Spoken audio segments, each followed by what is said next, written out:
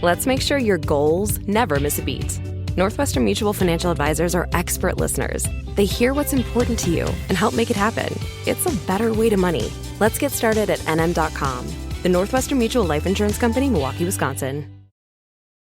A hilarious new stand-up special from comedy legend Jim Gaffigan, The Skinny, is coming to Hulu November 22nd. This Thanksgiving, see Jim in a whole new light as he gives you the inside scoop on everything from parenting teenagers to weight loss and gaslighting family members.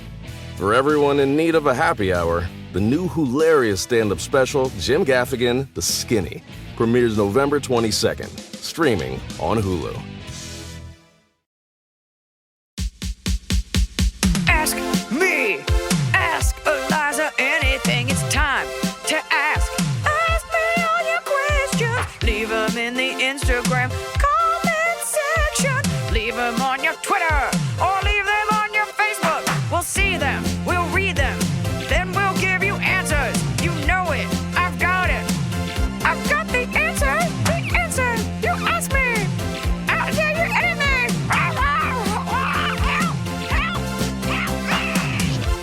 Well, folks, some guests come back by popular demand. I don't know why I just said that like we're a radio show coming back from break. I got to get better with slipping into the shows. But anyways, I don't know that we've had a repeat guest on the show. Emily? Yeah. I don't think. Okay, well, no one wants to hear you just go, oh. And my family members don't count. Because a real guest, Jon Levy is back. And for those of you, a lot by popular demand, Jon, say hi to prove that I'm not lying. I'm very popular and highly demanded. So yes. Highly demanded. Hi, I'm Jon. For those of you that are new to the pod, Jon Levy is an author and behavioral scientist, and he created the Influencers Dinner, which I've attended, wrote The 2 a.m. Principle, a beautiful book, and his new book, You're Invited, is out now. And Jon is here to answer your questions about life behaviors. And I think a lot of you right now are kicking yourselves because you're like, oh, crap, I didn't submit a question and I'm feeling lonely. But we got you covered. Jon, we're going to, first of all, how are you? I'm great. I'm super excited to be spending time with you. You know that like I've hosted over 2,000 people at my dinners, and yours is the favorite couch to crash on when I'm in LA. So I love that. I love that. And my favorite part of you visiting was we impromptu got a reservation at John and Vinny's in the moment, which never happens. This is obviously pre-pandemic. So I think of you as a dinner good luck charm. Ooh. You're my dinner good luck charm. Yeah. Dax is a name. Hey, Jon. Have you ever had anxiety or worries after any of your dinners? Have you ever left an evening thinking, well, that could have gone better? And how were you able to overcome that? Oh, yeah, for sure. So first of all, I've hosted 227 dinners. And when you come in contact with that many people, either I've hosted people who are really awkward and I don't know if they liked me or not, or I've said something and I don't know if people took it the wrong way. And that's just the worst. Like I get so self-conscious, it kind of keeps me up a little. The next morning, I feel like, have you ever heard that phrase, a moral hangover? I've never heard that, but I love that.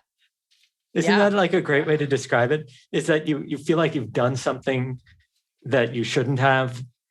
And here's what's really kind of funny from a behavioral science perspective. There's something called the spotlight effect. And essentially researchers took a bunch of college students, had them do a work project together, but had one of them come in early and switch his t-shirt into a really embarrassing t-shirt.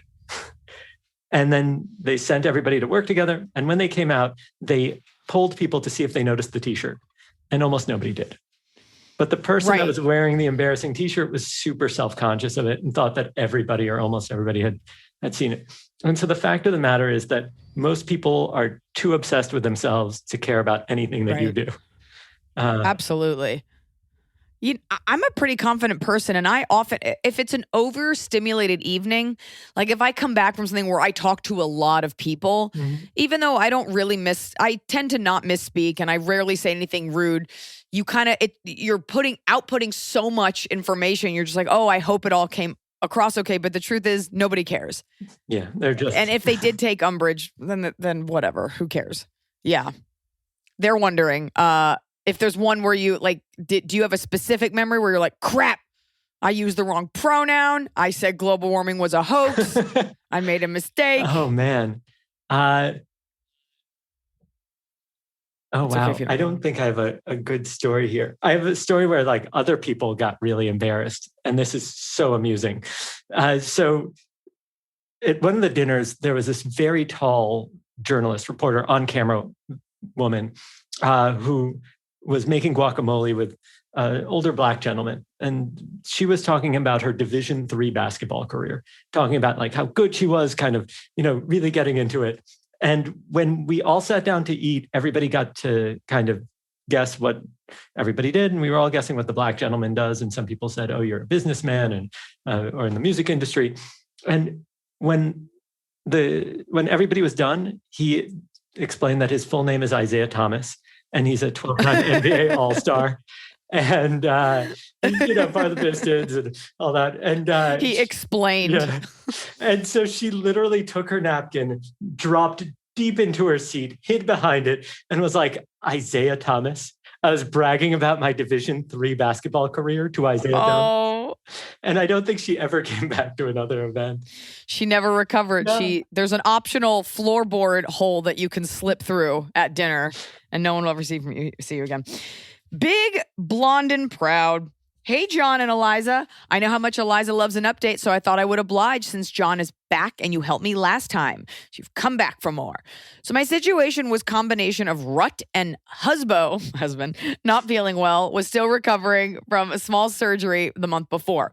I did employ Jon's advice and had a few small asks and when he came through on them, I made sure to be very appreciative and let him know how much it meant that he came through. Things have greatly improved. And in fact, he's taken my birthday weekend off from work and is taking me plant shopping, even though it's more my bag than his. Thank you, too. Extra squeezes for the snow peach and baby arm. I can't say I remember, but I'm sure it was more about asking your husband to help out. Yeah. And I think you remember. There were two things there. One was the IKEA effect, that we care more about things we invest effort into. So if we can get people to invest amounts of effort, small at the beginning and go up. The other is something called the flywheel effect, that developing a habit is actually easiest when we take it little bit by little bit, and then we keep a flywheel going, and eventually it builds momentum. And so there we go. I love your brain. I love your brain because you remembered this, and I literally meet comics every night, and I'm like, I have no record of meeting you. I ran into an ex-boyfriend this weekend who was like, yeah, my friend so-and-so, you planned my surprise party with him? And I was like, I planned a surprise party for you? Like, if it isn't breakfast 10 minutes ago, I'm like not clear on who it is or what happened. So I love that you remember that. That's your scientific mind, and you have all these effects memorized. Well, you have all your jokes memorized. You get on stage and talk for like an hour and something continuously. That's true. I still stand in reverence. Okay. Stephanie Newman, what advice do you have on mindfulness and overthinking less? Any tips on strategies for someone with anxiety and OCD? You better have real OCD, Stephanie. You better not just be saying it hyperbolically. So I'm not an expert at this, but I do have one piece of advice, which is, a lot of the issue comes from, let's say, with decision-making, right? You don't know what to do, you obsess. At a certain point in my life, I just started assigning decisions to other people. So it really doesn't matter which meal I'm going to eat. So when I get to a restaurant and I'm dyslexic, I don't want to read the entire menu. I say, honey, just pick something for me. Assuming my wife's there. Otherwise, it's kind of awkward. Even if it's a dude. Yeah. Sweetie, yes. It's how I refer to my accountant when we meet. That's how you met Isaiah Thomas. You're like, hey, babes. Hey, babers. So I assign decisions to other people. And then the other thing is I try not to take things too seriously in general. There was this great story. I wish I had a scientific definition for this, but it was called Rule Number 6. And the basic storyline is that these two prime ministers are meeting for the first time. And one of their, as they're working together, the head of transportation authority runs into the office saying that there's an emergency. And the prime minister says, the local prime minister says, remember Rule Number 6. And the guy apologized, walked out, and they went back to their meeting. Once again, this happens, but with two more heads of divisions. And eventually the visiting prime minister says, wow, I've seen a lot of impressive things, but I've never seen anybody, manage their staff in a way that keeps them so calm. I have to know what's rule number 6. And the local prime minister says, oh, that's my favorite of all the rules. It's don't take yourself so damn seriously. Oh, yeah. And I like that. The visiting prime minister says, now I have to know, what are your other rules? And he goes, that's the best part. There aren't any. So just 6. Yeah, it's just rule number 6. And so the fact of the matter is that if you look across your life, almost none of the decisions you make have any real effect on it. And if you want to be happy, it's not going to be a byproduct of, there is this concept called maximizing and satisficing. And maximizers are the people who do like tons and tons and tons of research and get like the perfect thing, right? It turns out they're less happy than the person who just gets the thing that just satisfies the situation. So, ooh, that's me. I'm a satisfizer. Oh yeah, me too. I won't research. Yeah. Oh, I don't have the energy for it. It's just, I'd rather. Well, you have a scientific brain. I feel like you would be the researcher. So I research like concepts, but I'm not going to sit there for 4 hours picking like the perfect lens for my camera. I'm never going to know the difference between the photos anyway. Yeah, I go on Amazon. I'm like, does it have over 1,000 reviews? That's probably the one for me. Yep. Can I return it for free? Is it over 4.6? Awesome. Great. Yep. Okay. Is this a bullshit review clearly written by the person who made it? I'll buy it. I'm dumb like that. This show is sponsored by BetterHelp. I know being thankful is on everyone's minds, and with thankfulness comes gratitude, a concept that honestly really bothers me. I'm tired of thanking everyone else. You know who deserves a thank you? Me. You deserve a thank you. When's the last time you thanked yourself? Sometimes it's hard to remind ourselves that we are doing the absolute best we can. So here I am reminding you to send some thanks to the people in your life, but mostly send some thanks to yourself. And a great way to do that is with therapy. If you're thinking of starting therapy, give BetterHelp a try. It's entirely online. It's designed to be convenient, flexible, and it's suited to your schedule. Just fill out a brief questionnaire and you get matched with a licensed therapist, and you can switch therapists at any time, no additional charge. You don't have to travel anywhere. They take the hassle out of finding that perfect therapist. Let the gratitude flow with BetterHelp. Visit betterhelp.com/Iliza today to get 10% off your first month. That's BetterHelp, HELP.com/Iliza. Fall has fallen. Winter is on its way. The days are shorter. But just because, they feel shorter. And just because the days feel shorter doesn't mean your to-do list gets any shorter. You still have to power through your busy days. And a great way to do that is with nutritious food from Factor's no prep, no mess meals. At the end of a short day in the fall or the winter, the last thing you want to do is have to cook. Factor has got you covered from breakfast, snacks, dinner, anything in between. Factor has easy, nutritious options to keep you fueled, like their chicken Florentine with spinach and garlic chili cauliflower. You bet. That's what I want to make myself at the end of a day where I am exhausted and my husband isn't home. Whether you like routine or you enjoy mixing things up, Factor has you covered with 35 different delicious meals every week and over 60 additional convenience options you can add on, like keto cookies, pressed juices, and smoothies. And because Factor meals are chef prepared and dietitian approved, you're going to love not only Factor's meals taste, but also how they support your goals, even if your goal was just making yourself dinner. Head to factormeals.com/Iliza50 and use code Iliza50 to get 50% off your first box and 20% off your next month. That's code Iliza50 at factormeals.com/Iliza50 to get 50% off your first box, plus 20% off your next month while your subscription is active. The holidays are here. And for a lot of us, the holidays mean decorating, hosting, celebrating. For me, it means a lot of traveling. And nothing feels better year-round, but especially during the cozy holidays, than a restful night's sleep in soft, luxurious sheets. Boll & Branch's signature sheets are made with the finest 100% organic cotton, and they get softer with every single wash. You already know that I got Boll & Branch this summer when I needed breathable sheets to sleep in, but this holiday season, I'm actually gifting some of my friends and family Boll & Branch's Ultimate Softness Bundle. I get to choose a signature hem sheet set in any color, a signature hem pillow set, and a waffle bed blanket. And they're all getting juniper because I think it's a classy color. This way, you know you have something nice to sleep on when you visit. It's the perfect gift for you and them. Gift you and your loved ones a better night's sleep with Boll & Branch. And right now is their best offer of the entire year. For 25% off plus free shipping on your first set of sheets, head to bollandbranch.com/Iliza. That's Boll & Branch, BOLLAND branch.com/Iliza for 25% off. Limited time only. Exclusions apply. See site for details. Strategy for someone overthinking less. I do think, not taking yourself too seriously. I remember when I was in high school, my best friend and I had this phrase that we would say that was just like, nobody cares. And it's not like a nihilist thing. It's just like nobody, like, especially as a woman, like you will drive yourself to the point of nausea, being like, which shoes, nobody cares. Put on the eyeliner and the outfit and just go. And once you leave that space, you don't think about it again. There's so many things that we like bleed for. And then once it's over, you never think about it again.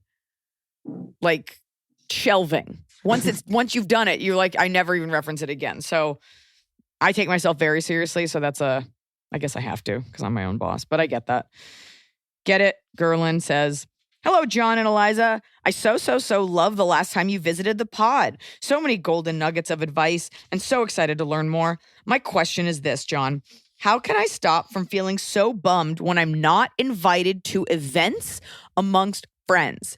It can be small events like dinner or a hike or large ones like weddings or showers. What gives? Aw. So I have to say, I used to take this stuff really personally. I grew up, I'd probably say a pretty lonely kid. And that's probably why I went into what I do, which is bringing people together. So it's really hard. Mm-hmm. The first thing to realize is that when we feel rejected, it's a pretty primal experience. For human beings, the biggest punishment we have in most places is either solitary confinement, meaning we're saying you can't be part of our society, or it's exile, which is saying we literally, you are no longer part of our society. So I can absolutely understand that it hurts. That said, I think people just stopped inviting me to stuff in general because I host so much that they assume I'm busy, or I was traveling so much that they didn't, or think I was even in town. So it's, there are a few things that you can do to increase how often you get invited. The first thing is, are you inviting and hosting people? Right? If you're not creating social occasions for people to get together, it might be unfair to expect others to always host you. The other thing is that it's not always the more the merrier. Sometimes it's kind of like the more the scarier. And if people are introverted and prefer smaller groups, then it's not that they wouldn't love to have you there. It's that they actually can't handle more people. And so that could be a possibility for why we aren't always at the top of people's lists. I wonder, I'm someone who throws a lot of parties, and I always feel like I'm never invited to parties. Mm-hmm. But then I was just like, okay, well, maybe people just don't throw parties as much as I do. I also don't belong to a company. Like around the holidays, everybody gets invited to these corporate events. And I'm like, well, I don't have a company. So like, I'm not going to go to I think if you really look at who's not inviting you and you really break it down, like a wedding, it could just be a money thing. Mm-hmm. Showers, you don't want to go to a shower. That's awful. I think you want to be invited, but I think you want to have been invited, but I don't know that you want to go. But that is there's only so many times you can, pin a diaper on a baby shadow or whatever. Like, I don't even know if those things are. It's like you put a melted candy bar, like it's a turd. I don't know why women get stuck with such dorky stuff. But she's saying like a small event like dinner. And I'm interested, like, are you always left out, or is it just you're not noticing when you are included? Or are the people, I suffer from this, the people that include you, it's not enough and you want more? Mm-hmm. I'm in that boat where I feel like I always want more cool stuff to go to. The problem is that most people are too busy. Yes. The other thing I noticed is that the friends that always seem to have birthday parties to go to, they were part of like frats and things like that I would never be a part. Not like, I'm sure it's great to be part of a frat. It just doesn't appeal to me at all. And so they were just like this tight social circle that had like 50 guys, and there was a birthday every week, and that's what they did every weekend. And that just wasn't my life. I was in more social circles. yeah, It's mostly lame. People are doing lame things. You want to go on a hike? Why? How good could it be? I went on a hike once and it was terrible. And we had to carry Tian Fu because it was too far. So go to Fridays by yourself. Speaking of guys, here's a question. Ray Liz Wilk. Hello. I'm a young female millennial working in the healthcare field of corporate America. My boss and many of the executives are male. There's a huge quote unquote boys club mentality and only their friends get promoted or break that inner circle. My question for Jon Levy is, how does someone influence a group of like-minded individuals into accepting someone who breaks their mold, especially when they see more value in friendships than work ethic? Oh, burn. Oof. Yeah. Yeah, it's a tough one. Speaking to a lot of women who've actually dealt with this, which is that it feels really hard to break into the boys club. And so I think that there's a couple of important questions. First of all, if you're not being valued and you're working really hard, then check out which other companies are out there. Because if you really like the people and you feel like you're getting mentorship and you're growing, I'm not, great, then let's figure this out. But if it's fundamentally not a culture that's the right fit for you, you're either going to be fighting an uphill battle trying to change it. And company culture takes a while to change for the good. It's really easy to change for the bad, but it's really hard to change, or it takes a while to change for the good.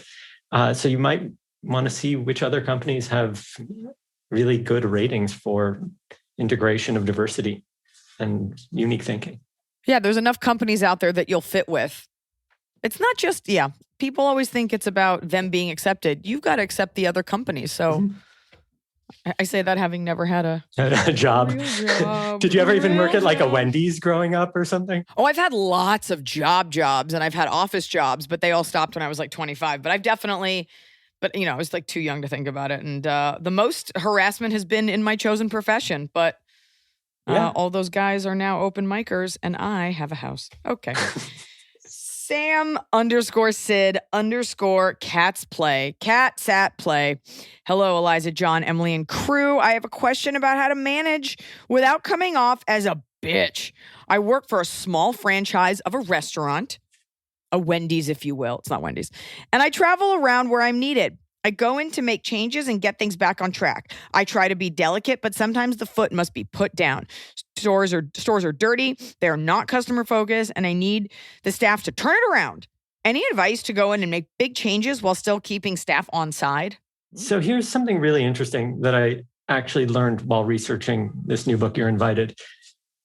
We all say how important trust is. Mm-hmm. And if I were to ask you what trust is made out of, I don't know if you'd be able to tell me. I literally had no clue. And it turns out it's made of three things. Competence, you can do your job. The second is honesty, you're telling the truth. And the third is benevolence. But what's really weird about human beings, we don't value all of them the same. So if somebody has a great track record and they screw up one day, we don't really care. We don't stop trusting them. We assume it was just like an off day. But if you find out somebody lied to you, you'll probably doubt everything that they've ever said to you or say moving forward. There is this weird loophole though. So Iliza, if the two of us are walking down the street and it's post-COVID and I say, hey, do you mind if we stop by a friend's house so I can pick something up? And you're going to be like, yeah, obviously. And when we get there... I'd probably say no, but okay. I'd probably say, yes, I do mind. Okay, but I'll go. Okay. Well, you shouldn't in this case, because when we get there, 40 of your closest friends scream, surprise! And yeah, that's all of a sudden good and worth the stop. So, but it would be really, really weird if you turned to me and said, Jon, you just lied to me. We can't be friends anymore. Right. Right. So here's the important thing. You'll notice we value benevolence, that we have other people's best interests at heart, above honesty. And honesty above competence. So for the person who asked the question, it's very clear you're competent. And I doubt you're lying to people. But if we want to win them over, we need to lead with benevolence. That's how we get their trust. That's how we can have the right to be a little harsher with them. So if you come in and you say, hey, I'm not here to blame anybody. I'm here to make sure that everybody's doing well so that this location does better so that people can get raises and bonuses. and everybody succeeds. Mm-hmm. This might be uncomfortable, but I need your partnership in this because my job is only a success if you succeed. Mm-hmm. Suddenly now we've demonstrated benevolence. And if we can then demonstrate honesty and competence, we'll have them. They might not always like us, but they'll respect us. Right. Benevolent dictator. Yes. I mean, what you're talking about also reminds me of this book that I hate telling people to read books because it's like a book is such a long thing, but How to Win Friends and Influence People by Dale Carnegie. Great book. Yeah. So there's this part in it where he was like managing like a showroom floor or something and his employees were smoking cigarettes. And rather than, I think I'm like ruining this, but rather than go up and be like, no smoking, you're at work, what the fuck are you doing? He went up to them and he handed them cigars and he said, smoke these on your break, boys. Mm. Now, one could misinterpret that as, oh, cool, cigarettes on the floor, cigars on my break. But there's a way to make people want to work for you versus just, oh, crap, I got to come in and clean these floors. Mm-hmm. So hear what John's saying. I can't believe I pulled that reference out because I don't manage a lot of people. On stage page _ at the end. Hi, Jon and Iliza. I just finished my undergrad degree and I'm taking some time off before pursuing my master's because of COVID. I'm looking for a job to pay the bills, but how can I take advantage of this time? My bachelor's was really hard on my mental and physical health, so I want to really enjoy a break with an emphasis on fun before I buckle down again. Any ideas to make life fun? For context, I'm 23, female. I have a boyfriend. I'm really hot and I live in Canada. She didn't say she's hot, but... Wow. So my first book was about living an adventurous life. And adventure is a little bit different than fun. Fun is kind of like you're really engaged in what you're doing. But I think when people are 23 generally say, I want to have a really fun time, what they're saying is they want to have an adventure. Now, here's the good news. And adventures are really wonderful because they help you grow. Here's the bad news. For something to be an adventure, it's got to make you uncomfortable to some degree, because if it's not challenging, it doesn't make you grow. So when I needed to figure out something to get me out of my slump, I took on a crazy travel challenge. I decided every month I would go to the biggest event in the world, wherever it was that month. And so I ended up going to Pamplona at Running of the Bulls, and guy got crushed by a bull, ended up in the hospital. Yeah, you did. Yeah. I went to Formula One, and I went to Art Basel, and like all these different things. Now, that was an extreme case, but it was a really bad breakup. So that was my reward for getting through it. I think the key here is find something that is engaging enough for you, something that you'd be willing to be uncomfortable for, that excites you. And then figure out how to chip away at it. Because unless there's something bigger than what you're currently capable of doing to pursue, right, it's just not going to be that appealing. So like what? Like she wants to like put that in like a concrete thing. Okay. So okay, I will. Fine then. So be that way. So here are a few things. One is you can pick a different friend that you'll visit every month somewhere else in the country. And then make sure that you dedicate that entire weekend to hanging out with them. Right? You can take on new skills. So I did a project where I wanted to learn superhuman skills. And I hired a Wim Hof breathing instructor, you know, the Iceman, that person who can like climb Everest in flip-flops and like a right. shirt. I mean, sure. Yeah. I hired an instructor like that so I could be able to withstand the cold. But you need to find that thing that really lights you up. For you, it literally could be volunteer work and going and to different churches and supporting people, or it could be something like, you know, developing like a community board and doing events in your area. The key is you have to find something you actually enjoy. So for Iliza, I would never suggest hiking. She's been on one hike and she hated it. It's interesting you said church and not synagogue. As a fellow Jew, I'm like, well, you could also I want people to know synagogues are options as well. They are absolutely options. So along with mosques. It's just, I figure statistically speaking in Canada. Yeah. That's fair. Steffi Pat. Hello, Jon and Iliza. I'm a 34-year-old female who's been working in healthcare on the front lines for the pandemic. Thank you so much. And found myself needing a creative outlet. I've started writing more small short stories and blogging, and have given myself a goal challenge of writing a full novel. I'm wondering if you both have any tips or advice on how to remain focused and writing and or keeping a writing schedule. Do you do a daily word count, cover a certain topic every day, etc.? Any advice would be greatly appreciated. Iliza, I can't wait for you to come back to Canada. Steffi, me too. Jon, take it away. So there's a few things that I've done that are absolutely ridiculous. One is I block off morning time because that's when I'm the most productive, and I will not allow any meetings or anything during that time. But I think my favorite hack is understanding what creates obsessive thinking. And one of the best ways to get people obsessed with something is to not finish it. So if I'm writing and I know exactly how I want to end things in the pages that I'm working on, I will actually stop early, because then my brain obsesses about it and can't wait to get back to writing the next day. Ooh. And so you can actually hack your own behavior in a really frustrating way. Yeah, find a good creativity vein and just mine it. And then it's almost like edging, creative edging. And be like, nope. Oh, wow. Not Not a reference I was expecting today. So gross. My answer to that, just as I'm writing the second book, I don't have an answer to that, because you know what? Here's my answer. You can't force it. Forcing writing never. So there will be days where I'm just not into it. And then because you love it so much, it's not dissimilar to Jon's. Like eventually you come back to it. I also need like hours to write. I can't like write for 10 minutes and then I've got a conference call. But I'm a big believer in I'll go months without writing a new joke. So don't force it, because then it'll be ugly. One thing I have done, which has been such a great hack, is that I'm not good at sitting still. Even now, as I'm recording this, I'm standing at a standing desk. And I found virtual assistants that will just literally sit with me over Zoom, and I will speak and they'll capture what I'm saying. Oh, wow.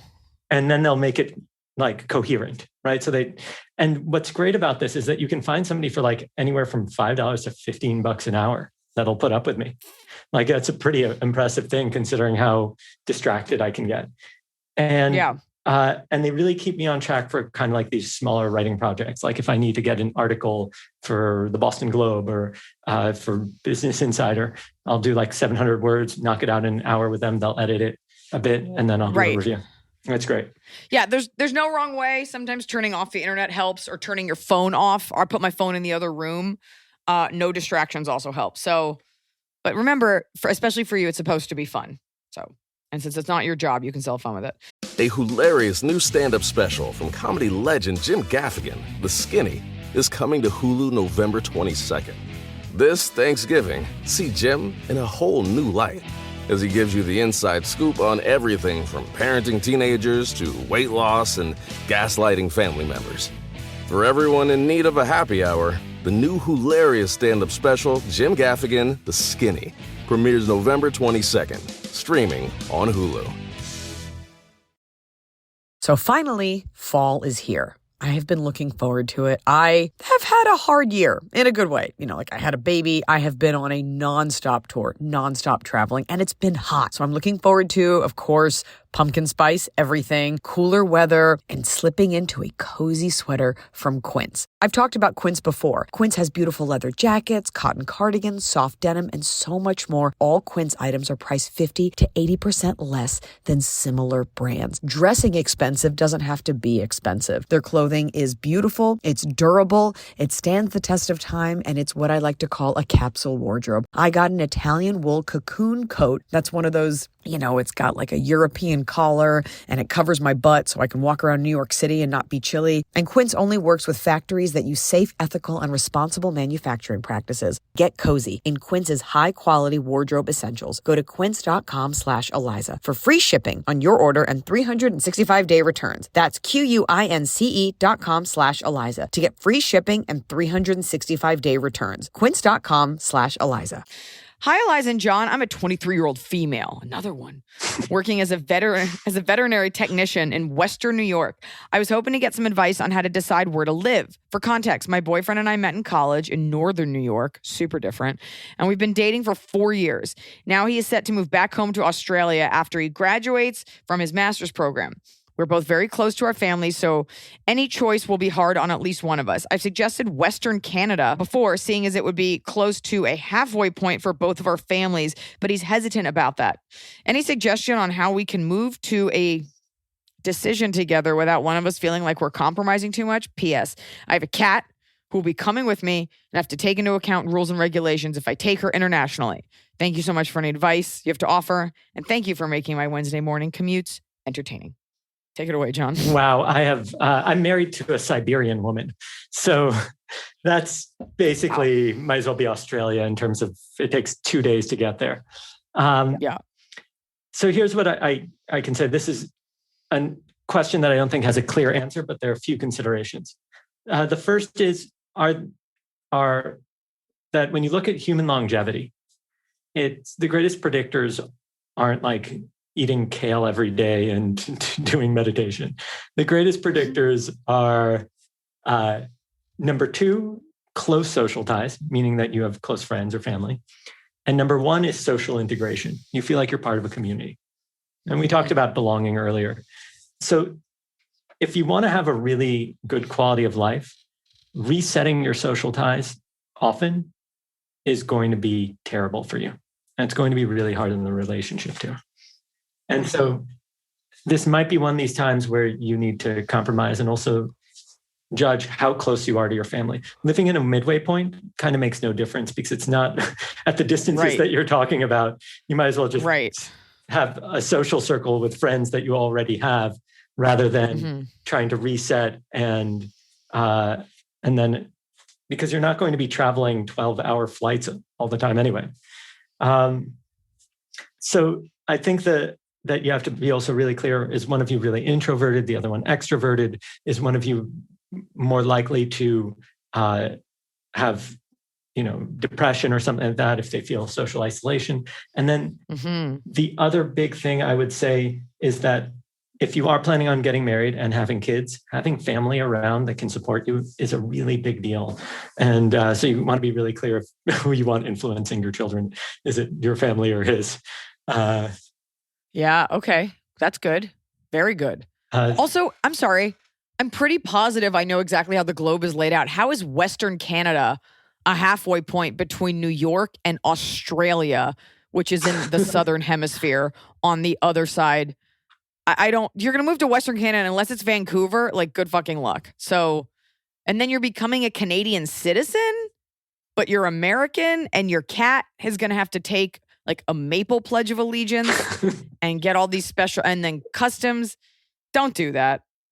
Don't do that. It takes a while to get, I think, Canadian citizenship. Right? Yeah, what are you doing?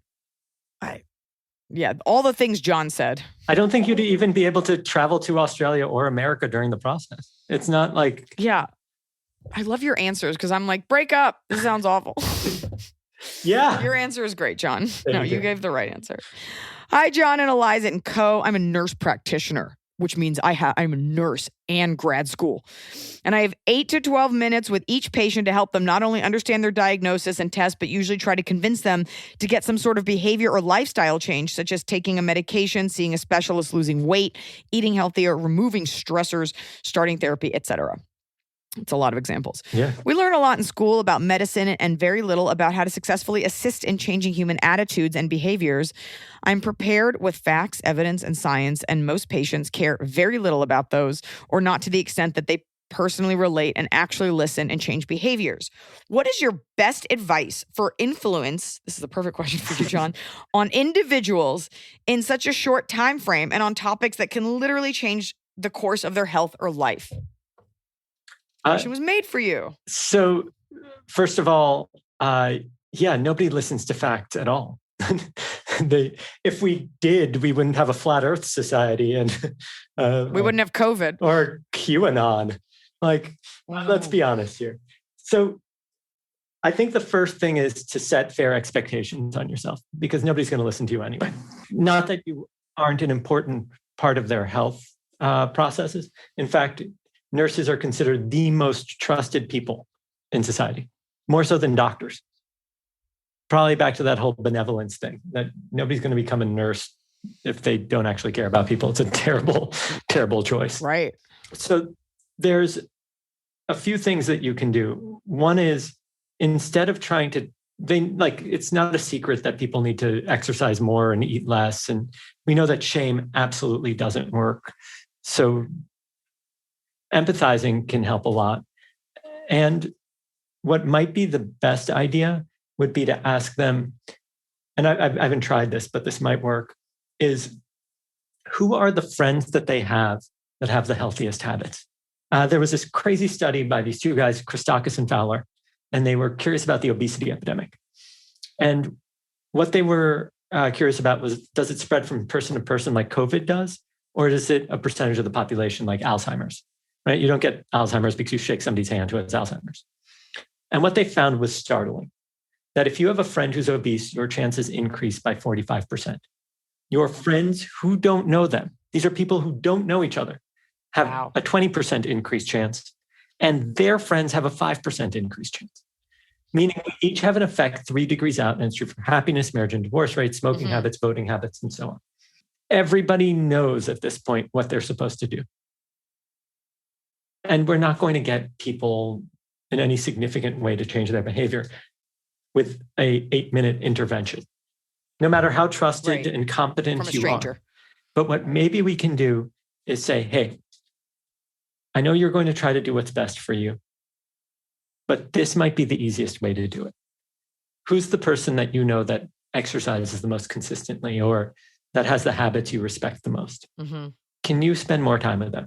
Because that'll rub off on you. And that'll be the difference between potentially years of your life. And that might work. I'm hoping it does. So there you go. Yeah. These are sound, practical steps. You know, I'm very like kill a fly with a hammer. And you're like, well, here's a program we can put the fly in. Here's a pillow. I could try to be funnier, but it's just not my specialty. People are here for the science, Jon. They want the science. Let's see here. Hi, Iliza and Jon. What's the proper way of having a conversation with a vaccine hesitant relative? Now, I think this is a good one for our pod because we have all types of people on all types of political spectrums, all levels of intelligence listening. Every time I try having a conversation with my family member who believes the vaccine is a genetic modifier, I get iced out. So, what should I avoid doing when we go toe-to-toe again? What do you suggest I do to get past these defenses and shake some sense into her? For context, she has an immunocompromised daughter with weaker lungs, so it blows my family's mind that she and her husband are staunchly anti-vaccine. I could go on about her husband, but that's a subject for another time for Iliza to artfully take down with her big, beautiful brain. Thank you. Right now, the vaccine is the hill I'm currently dying on. Thank you for your guidance. Get him, Jon. So the first thing is not to disagree with them. Because the moment that we start fighting against a person's arguments, they're going to fight back. And then they're just not going to listen anyway.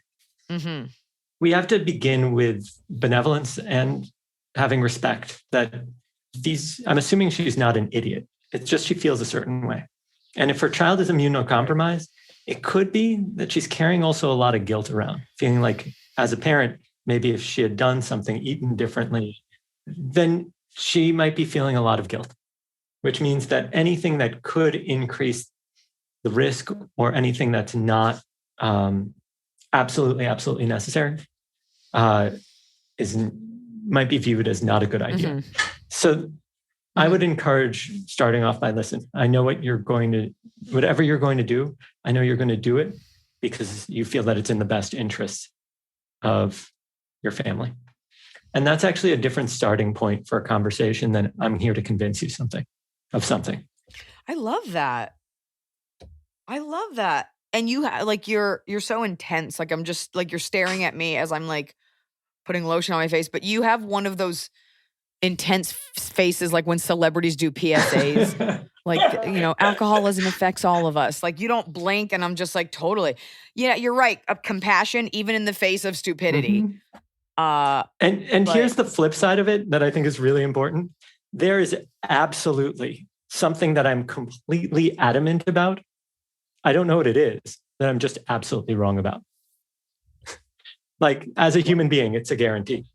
So as much as it's really satisfying to be like, you're an idiot, you don't get it. There's probably a ton that I just don't get and I'm an idiot about. Hell, I've probably been wrong about something I've said on this podcast already.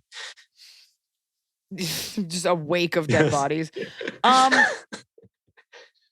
It's tough too because the vaccine isn't just, as Joe Rogan had to retract recently when Dr. Fauci came after him. It's not just about your health. It is about others. Like, this isn't get this so that you're okay. Otherwise, people wouldn't care as much. Like, I don't care if you eat healthy, if you want to die, whatever. But because the nature of a pandemic is that it's affecting millions of people. So it's tough because it's not just the daughter, it's her getting someone else sick. So yeah, and there's also a whole lot of people who do have situations where their doctors are like, no, you're not getting this because, you have conditions that we like, actual serious conditions that it's a risk.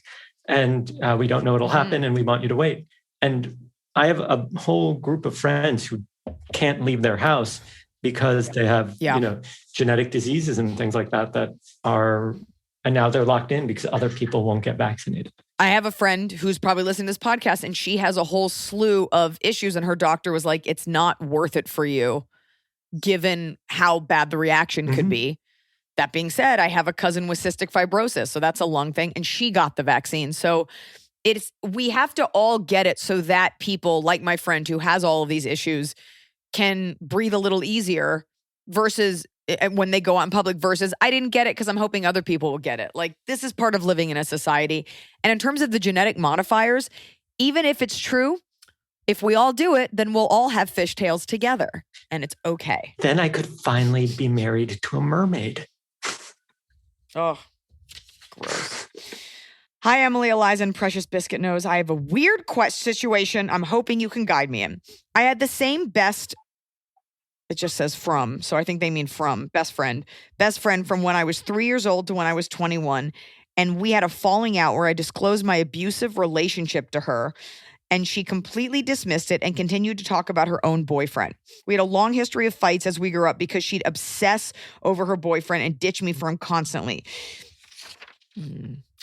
She also had an attitude of constantly one-upping me in every situation. Finally, when I disclosed something so vulnerable, she dismissed it. I said, fuck it, and never spoke to her again. She never apologized, and 4 years later, here we are. Well, now there's a girl who lives near me that my ex-best friend was friends with in high school, and I met her once or twice, and I follow her on Instagram. I've developed a huge friend crush on this girl. She's super cool, seems to have a really similar interests and experience as me, living alone in a new area during a pandemic, going through a breakup. So I have two questions. One, is it weird for me to DM this new girl and be like, I don't know if you remember me, but I was friends with this ex-BFF and she introduced us way back. I know you live in the area and just wanted to say I'd love to hang out sometime and you seem really cool and I love making new friends. Two, how to handle the ex-BFF issue if it comes up. I don't think she and this girl still talk. Oh my God. But I don't want her to see us on social media and have her message this girl with lies about me. I just want to be friends with this new girl and leave my ex-friend out of it. Can't wait to see you in North Carolina. Maybe with this new friend. Oh, that's very cute. I got something to say. Of two opinions. One is that let him know. I don't think, and maybe I'm wrong on this. I don't think people have the time to there you go. Start. There you go.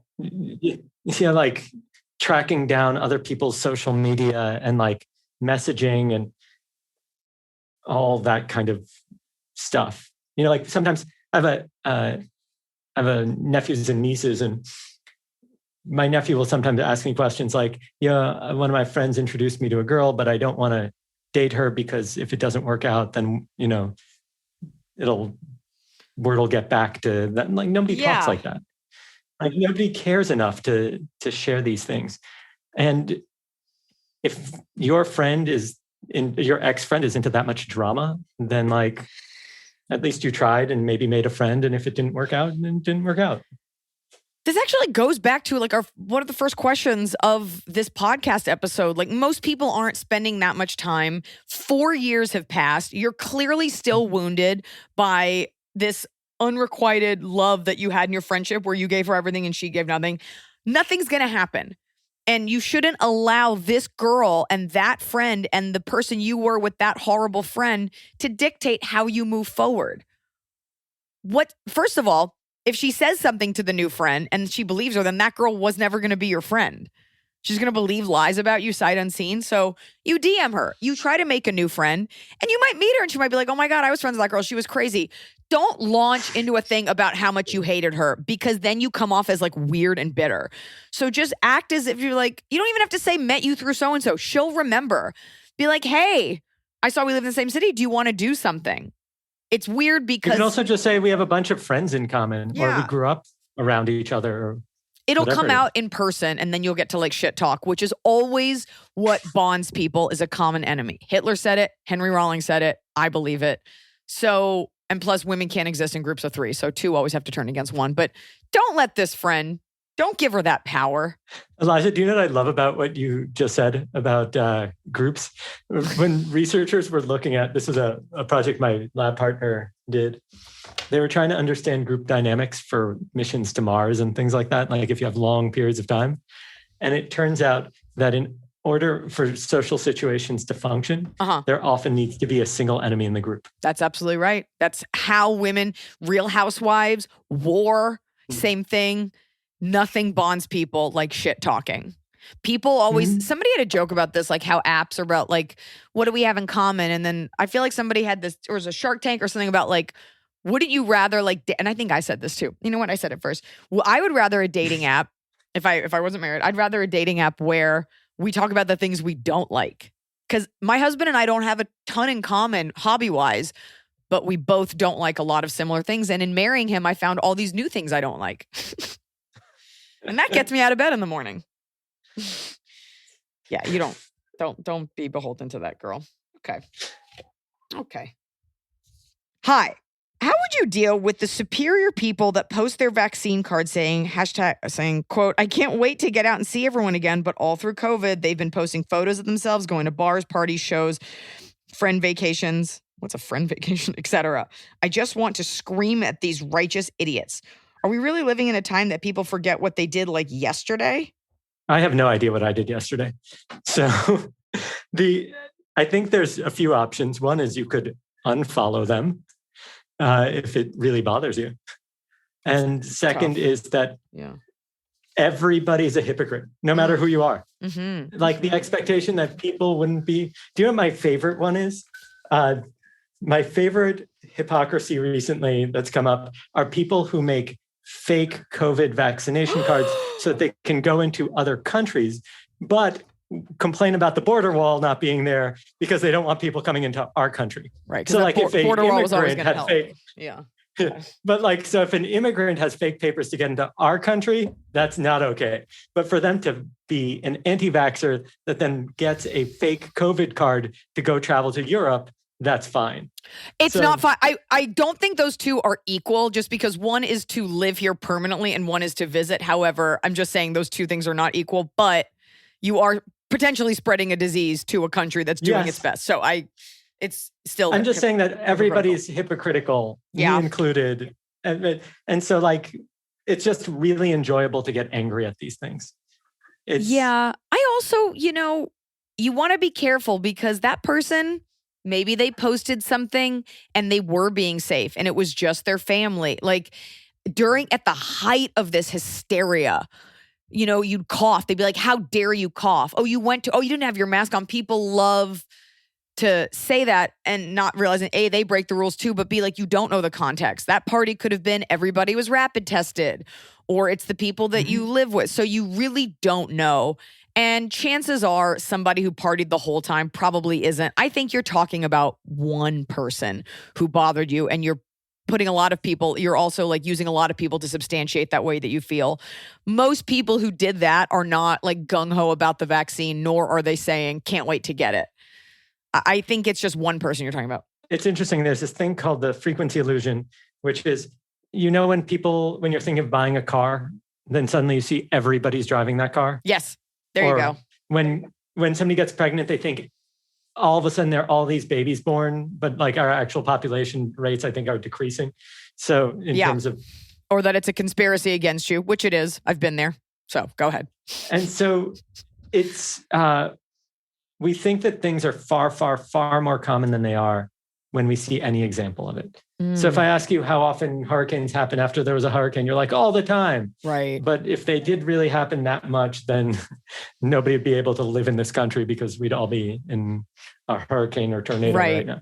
What's it called? The frequency illusion. Mm-hmm. I remember I said to my mom one time, I was like, you know what? Dad always gets an amazing parking spot. And she was like, no, he just makes a big deal about it every time he does. And I started thinking about it. I was like, you're right. And that's a great way to live in life. Like, always make a big deal about the stuff you want people to see, and nobody sees when you're shitting your pants. The frequency illusion. Mm-hmm. I'm always winning. Wow, she's always winning. Jon, it's time for Top of the Cob. It's the top of the cob. We're doing it right every day. You just take a bite, top of the cob. Okay, so what's your Top of the Cob? I haven't seen my parents in almost 2 years, and I'm going to Israel to visit them and say hi. Oh my God. I love that. Well, more than say hi, I'm going to actually spend several days with them. No, I assumed. Shalom, gotta go. Shalom. It's a red eye. Yes. Where do they live? By the sea? Yes, they live in an artist colony called Ein Hod. Oh it's near Haifa. It's in between Haifa and Tel Aviv. And it's absolutely stunning. Both my parents are artists. One's a composer-conductor, one's a painter and a sculptor. Are they American or are they like European? I mean, they're Israeli, but like, what are they? Oh, they were born in 1940 before Tel Aviv became Israel. And then they moved to the US in their 20s and lived here the rest of their life, except summers there. So but they spend summers in Israel. Were born in Israel. Yeah, well, yeah, what became Israel. So are your grandparents Holocaust survivors? It's a little, they didn't go into the camps. They managed to escape from Holland to Palestine because the British wanted my grandfather to be a geologist. And then the other side of my family, I know I look kind of European, but my family's from Yemen. I'm sorry, you don't look European. You look so Middle Eastern. Sometimes I forget that you're Jewish. Like, you could play an extra in any show that takes place in the Middle East. I'm trying to like tread very lightly on the words. I mean, you are so Semitic looking, so swarthy, and like not even Jewish. Like if you just started speaking like full Farsi, I'd be like, totally. Which I know is not the same as Arab. Whatever. Yeah. No, it's I'm a quarter Yemenite, a quarter Turkish, and half Dutch. Turkish, I see. The Dutch part, I don't know where that comes in at all in your face. For those of you, and Jon knows this because he's also been a guest on this podcast. Jon is the spitting image of Kayvon Novak when he plays Nandor the Relentless. And you've gone as him for Halloween, haven't you? Yes. I literally, when the ads for the show come on, I get phone calls or texts being like, are you on TV? Oh my God. I thought you were like, I get phone calls to like come do birthday parties. And you're like, I make like $100. I'm not. You need a Nandor impressionist. I don't mean to make you uncomfortable. I'm just going to say this because I said this to Kayvon. And it's okay because this is a fictional character. I am very attracted to Nandor the Relentless. Very turned on by this vampire. And I'm not into vampires. Uncomfortably attracted to him. I watched that show for a very different reason. Okay. Well, you're going to visit your parents. Nice to know in Twilight you would have been on Team Nandor. I don't think I can vibe with Twilight. I just, as an older woman now, I want to go with you to Israel one time. That'd be so fun. For sure. Myself. Okay. Sold. Great. I would invite you to do a stopover though in like Iceland on the way. Yes. Just because it's so pretty. Yes. It was on the tour last year. My Top of the Cob is a lot less, well, it's meaningful in that it is a homecoming. The Comedy Store here in LA has finally reopened. It is not at full capacity, but I walked into the Comedy Store for the first time in over a year on Friday.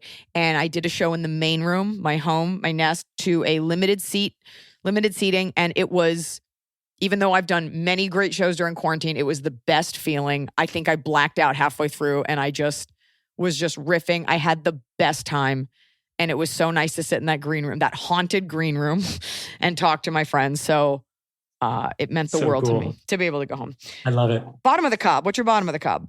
Well, I'm going to Israel to see my parents. So That's your- I'm not sure if you've ever spent several days with elderly Jewish parents, Oy. but it'll get to you. It'll Yeah. drive you crazy. Yeah, well, you can, use one of your 8,000 methods and rules to explain away the mild nausea induced by being around family. Should have had you go last for that. My bottom of the cob is just, it's great that bars are open in LA, but you need to make reservations at a bar and you have to order food, and it kind of defeats the spontaneity of a bar. So you have to make a reservation. Like, who wants to do that? No one. You want to get drunk, you want it to happen now. So that's lame. All this gerrymandering of safety ethics we have to do here just to satisfy some sort of legalese. Anyway. I would go with a flask then. Always carry a flask. Never carry a flask. It's so trashy. Just get drunk at your house.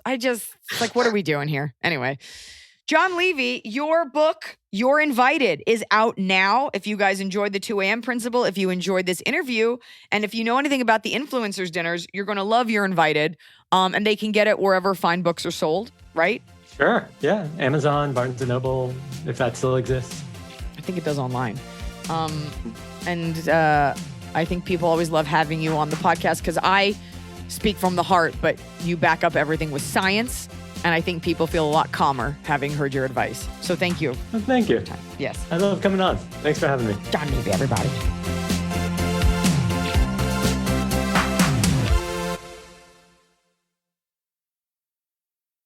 It's time to have your high five moment with High Five Casino, the top social casino where the action and real prizes never stop. Fun spins and big wins are right at your fingertips with over 1,000 games, including High Five Casino exclusives. High Five Casino is always free to play with free coins given out every 4 hours. Sign up today for a free welcome offer that can get you spinning and winning right away. Visit highfivecasino.com. High Five Casino. No purchase necessary. Void where prohibited by law. Must be 21 years or older. Terms and conditions apply.